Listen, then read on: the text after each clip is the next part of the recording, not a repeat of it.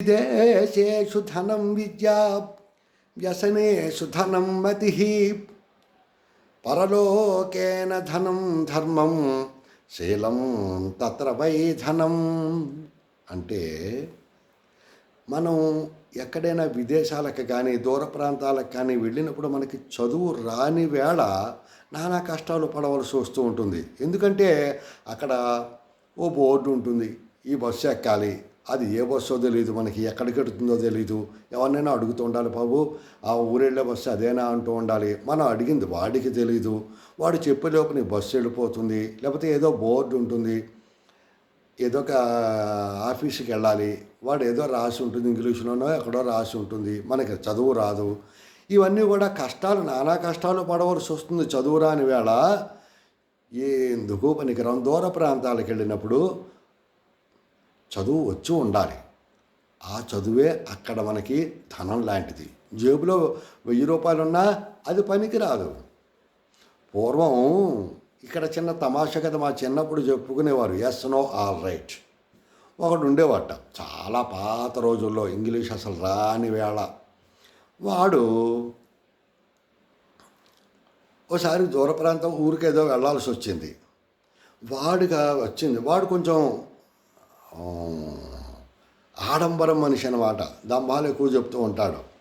వాడికి వచ్చి నేను ఎలాగా ఊరెడుతున్నాను కదా, ఊరెడుతున్నప్పుడు నేను ఇలాగే ఉంటే ఎలాగా, అక్కడ మరి పట్టణం అది, ఆ పట్టణంలో నా తెలివి నేను చూపించుకోవద్దా, ఇంగ్లీష్ రావాలి కదా, అక్కడ అందరూ ఇంగ్లీషులు మాట్లాడుతూ ఉంటారట, మరి నాకు రేపే ఊరు ప్రయాణం ఈ వేళలో వచ్చేస్తుంది అని ఆ గ్రామంలోనే పంతులు గారి ఇంటి దగ్గరికి వెళ్ళాడు. పంతులు గారు, నేను చాలా ఆల్రెడీ ఎలాగ తెలివైన వాడిని, అది అందరికీ తెలుసు, అయితే 4 ఇంగ్లీషు ముక్కలు కూడా వచ్చి ఉంటే నా తెలివి ఇంకా బాగా పనిచేస్తుంది కదా, ఆ పట్టణంలో అందరూ నన్ను చూసి ఆశ్చర్యపోతారు కదా, ఆ పట్టణంలో నాకు 3 ముక్కలు నేర్పండి, నేను నెగ్గుకొచ్చేస్తాను ఎలాగో అలాగన్నట్ట. ఆ పంతులు గారు, అలా కాదురా నాయన, ఇంగ్లీష్ అంటే మాటలా, నాలో నెల్లాళ్ళైనా నేర్చుకుంటావు, 10 రోజులైనా నేర్చుకుంటే ఏదో ఒక ముక్కో ఏదో వస్తుంటే.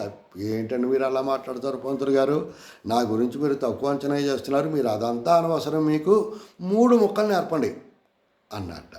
ఈ పంతులు గారు ఎంత చెప్పినా వినడం లేదు కదా అని, సరే తేలిగ్గా ఉంటాయని ఎస్ నో ఆల్ రైట్ ఈ 3 ముక్కలు అని చెప్పి, దీని అర్థం ఏంటంటే అని చెప్పబోతుంటే వాడు, ఊరుకోండి పంతులు గారు, వచ్చే కదా మళ్ళీ అర్థాలు కూడా మళ్ళీని చూసుకోండి, నేను ఎలాగ దున్నేస్తాను పట్టణాన్ని అని చెప్పేసి వెళ్ళిపోయేటవాడు. వాటి అర్థాలు నిజంగా వాడికి తెలీదు. వాడు పట్నం వెళ్ళిపోయాడు. పట్నం వెళ్ళిపోతే అక్కడ వీడికి ఏం తెలియదు కదా, సరే ఒక చోట పడుకొని ఉన్నట్ట. పూర్వకాలంలో అరుగులు అవి ఏవో ఉండేవి, అక్కడ పడుకొని ఉన్నట్ట, లేకపోతే ఏదో రూము తీసుకున్నాడు, ఏదో పడుకుని ఉన్నాడు. అదే రోజు అదే హోటల్లోనే ఏదో దొంగతనం జరిగింది. పోలీసులు వచ్చారు, వీడే అనుకున్నారు. తిన్నగా ఆ మన్నాడు పొద్దున్న అరెస్ట్ చేసి వాళ్ళు కోర్టుకు తీసుకుపోయారు. వీడు అనుకున్నట్ట, సరిగ్గా సమయం వచ్చింది, ఇప్పుడు నేను నేర్చుకున్న కదా 3 ముక్కలు నేర్చుకున్నాను కదా, ఇక్కడ నేను కనుక 3 ముక్కలు నేర్చుకున్న ముక్కలు ఇక్కడ ఉపయోగించేస్తే వీడు చాలా విద్యాధికుడని మన్ని జడ్జి గారు వదిలిపెట్టేస్తారు అనుకున్నట్టు వీడు అనుకుని సరే బోర్డులో నిలబడ్డాడు. జడ్జి గారు అన్నట్ట, చెప్పు, దొంగతనం నువ్వు చేసావా, నువ్వు దొంగతనం నీ మీద అభియోగించబడింది, నా నేరం నీ మీద ఉంది, నువ్వు చేసావా దొంగతనం అన్నట్ట. వీడికి ఎస్ అంటే ఏమిటో అర్థం తెలియదు, నిజానికి నో అంటే అర్థం తెలియదు, పరమ పాత రోజులు కదా. వీడు సరే వెంటనే ఎస్ అన్నట్ట. జడ్జి గారు ఆశ్చర్యపోయాడు, ఏంటి నువ్వే చేసావా ఈ దొంగతనం, నువ్వు చేసావా అని అడిగాట. ఎస్ అన్నట్టు వీడు. అవునా, అయితే ఆ డబ్బు ఎక్కడ పెట్టో చెప్పు అన్నట్ట. వెంటనే వీడు మళ్ళీ 2వ మాట నేర్చుకున్నాడు కదా, నో అన్నట్ట. జడ్జి గారు కోపం వచ్చిందిట. కోపం వచ్చి, సరే అయితే నీకు 6 నెలల్లో జైలు శిక్ష విధిస్తున్నాను అన్నట్ట. ఆల్ రైట్ అన్నట్ట వీడు. ఆ తర్వాత పోలీసులు వచ్చి అరెస్ట్ చేస్తుంటే లబోదిబోమన్నాడు. వెంటనే ఇప్పుడు తర్వాత అందరూ వీడి యొక్క తెలివి తక్కువతనానికి నవ్వుకున్నారు, తర్వాత వదిలిపెట్టేశారు, అది వేరే సంగతి. మొత్తానికి మిడిమిడి జ్ఞానంతో కూడా చదువు ఉండకూడదు. మొత్తానికి ఏంటంటే విదేశాలకు వెళ్ళినప్పుడు, దూర ప్రాంతానికి వెళ్ళినప్పుడు 4 ముక్కలు భాషా జ్ఞానం ఉండాలి, చదువు ఉండాలి, బోర్డైనా చదివేటటువంటి జ్ఞానం ఉండాలి. తర్వాత వ్యసనేషు ధనం మతి. వ్యసనం అంటే అలవాటనే కాదు, ఏదో చెడు వ్యసనం మనం ఎలా వాడతామంటే చెడు అలవాట్లు వ్యసనం వాడికి అంటారు. వ్యసనం అంటే అలవాటు ఉంటుంది, తర్వాత దుఃఖము, ఆందోళన, విచారము, ఇవన్నీ కూడా వ్యసనానికి అర్థాలన్నమాట. ఏదైనా కష్టం వచ్చినప్పుడు కంగారు పడిపోకూడదు, ఆలోచించాలి. వ్యసనేషు ధనం మతి. ఓహో, ఇది కష్టం వచ్చింది, మన తీరుబడిగా 5 నిమిషాలు. ఆపదలందు ధైర్యముల్ మంచిత సంపదలందు దాల్మయున్ భూసభాంతరాళమున పుష్కలవాక్చతురత్వం అజివాహాపటు శక్తియున్ విజయందు అనురక్తియు. ఇవన్నీ కూడా సజ్జనుల యొక్క లక్షణాలు. ఇవన్నీ కూడా వాళ్ళ లక్షణాల్లో ఇదొకటి. ఏమిటి? కష్టం కానీ ఏదైనా ఆపద వచ్చినప్పుడు కంగారు పడిపోకుండా వాళ్ళు ఆలోచిస్తారు, ఓహో అని. పూర్వం ఒక నదిలో, ఒక చెరువులో 3 చేపలు ఉండేవి. దీర్ఘదర్శి, ప్రాప్తకాలజ్ఞుడు, కాలనేమి. ఈ దీర్ఘదర్శి ఎదర వచ్చేటటువంటి ఆపదలన్నీ కూడా ముందరే గ్రహించేసి తగిన జాగ్రత్త తీసుకునేటటువంటిది దీర్ఘదర్శి చేప. రెండోది ప్రాప్తకాలజ్ఞుడు. చూద్దాంలే అనుకుంటూ ఉంటుంది. సరిగ్గా నెత్తి మీదకి వచ్చి కూర్చుంటుంది. అప్పటికే ఏదో చావు తెలివితేటలు అంటారు చూసారా, ఏదో తెలివితేటల్లో బయటపడడం ప్రాప్తకాలజ్ఞుడు అనేటువంటి చేప. మూడోది కాలనేమి.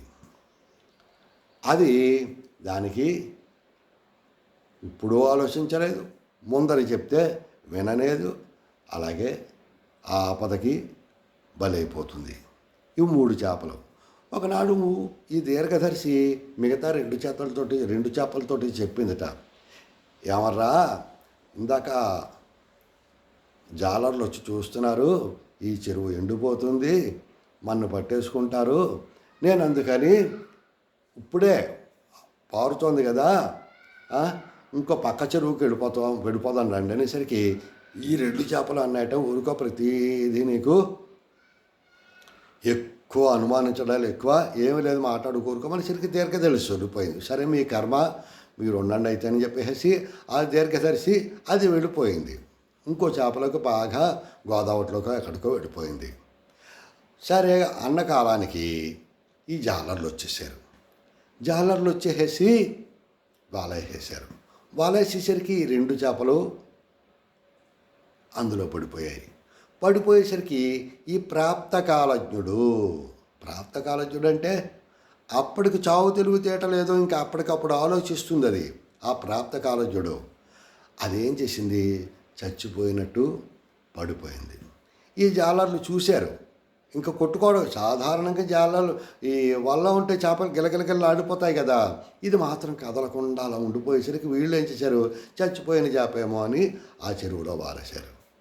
ఆ విధంగా ఈ ప్రాప్తకాలజ్ఞుడు ప్రాణాలు దక్కించుకున్నాడు. మూడోది కాలనేమి, దానికి ఏ ఉపాయం రాలేదు, దాన్ని జాలర్లు బుట్టలో వేసుకుని పట్టుపోయారు. ఆ విధంగా ఆపదలు వచ్చినప్పుడు ఉండే లక్షణాలు ఇలా ఉంటాయన్నమాట. ధైర్యం ఉండాలి, ధైర్యం ఉండి ముందే రక్షింపబడాలి ఆలోచించి. లేదు, కుదరలేదు, అప్పటికప్పుడు ఏదో చావు తెలివితేటలు ఉపయోగించుకుని రక్షణ పొందాలి, లేదంటే కాలనేమిలాగే ఆ ఆపదకి బలైపోతారనమాట. అలాగే పరలోకేన ధనం ధర్మం. పరలోకం అంటే మరణం తర్వాత మన్ని నరకం నుంచి కాపాడేది ఏమిటి?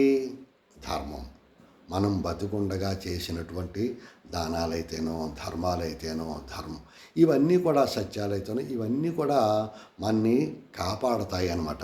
ఒక్కొక్క సుకృతం బిల చక్కగా సోపానమవక స్వర్గము చేరన్ లెక్కించి చిత్రగుప్తుడు చుక్కల లోకాన దారి చూపు కపీసా.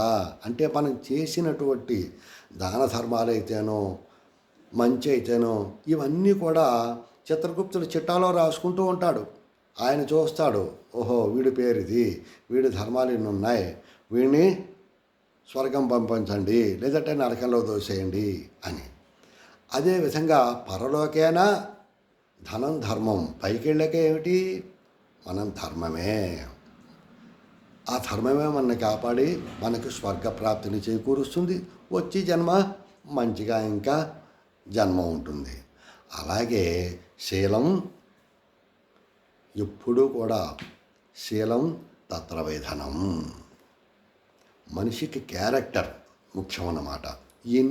ఏదైనా కోల్పోని క్యారెక్టర్ పోగొట్టుకోకూడదు. వీడిని నమ్మచ్చు, ఆ క్యారెక్టర్ ఉండాలి. ఆ క్యారెక్టర్ పోయిందో వాడు నడపీనుగు, బతికున్న శవం లాంటి వాడు. ఆ క్యారెక్టర్లెస్ ఉండకూడదు. అలాగా మంచిగానే వాడు సమాజంలో ఉండాలి. ఈయన డబ్బు వల్ల మొహం మీద ఊరికే ముఖస్థుతి, డబ్బు ఉన్నవాడికి లభించేటటువంటి గౌరవం ఎంతసేపు కూడా ఎదరకుండానే వెనక్కి తిరిగామంటే వీడు ఎన్ని మోసాలు చేసి సంపాదించాడో, ఎంతమందిని మోసం చేసి ఈ డబ్బు సంపాదించాడో, ఈ మేడలు కట్టాడు, ఈ పొలాలు కట్టాడని చెప్పుకుంటారు. ఎదరొస్తే మాత్రం నమస్కారం సార్ అంటూ ఉంటారు. కానీ క్యారెక్టర్ మంచివాడు, మంచి శీలవంతుణ్ణి ఎప్పుడు కూడా ఎదరకుండాను గౌరవిస్తారు. వాడు వెళ్ళిపోయినా కూడా గౌరవిస్తారు, వాడు చనిపోయినా కూడా గౌరవిస్తారు. ఇప్పుడు మనం చెప్పుకునేటటువంటి జులకా సీతమ్మ గారవని, టంగుటూరు ప్రకాశం పంతులు గారవని, కందుకూరు వీరేశలింగం గారవని, అడుగు బాపరాజు గారవని, శంకరంబాడి సుందరాచారి గారని, గరిడిమెల్ల సుబ్బారావు గారవని, వీళ్ళందరూ కూడా వాళ్ళు ధనవంతులను మనం చెప్పుకుంటున్నావా?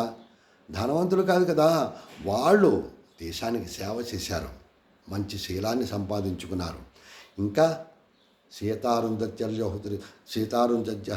ద్రౌపది, తారా, మండోదరి సహిత పాంచాలి, దమయంత్యాది మహాపతివ్రతానం, వాళ్ళందరూ కూడా క్యారెక్టర్లతోటే పురాణాల్లోకి ఎక్కారు. వాళ్ళందరూ కూడా హరిశ్చంద్రుడు అనగా వీళ్ళందరూ కూడా వాళ్ళు శీలవంతులు. వాళ్ళందరూ కూడా వాళ్ళు ఈ యొక్క భూమి అన్నాడు ఉందో, సూర్యచంద్రుడు అన్నాళ్ళు ఉన్నారో వాళ్ళందరి పేర్లు అన్నాళ్ళు ఉంటాయి. ఇంచేత వాళ్ళ యొక్క సత్ప్రవర్తన వల్ల లభించినటువంటి కీర్తి వల్ల అన్నమాట. కాబట్టి ఈ శ్లోకం మనకి మంచిగా ఉండాలని, చక్కగా ఈ వివరించినటువంటి అన్నీ కూడా మనం తెలుసుకోవాలని చెప్తోందన్నమాట.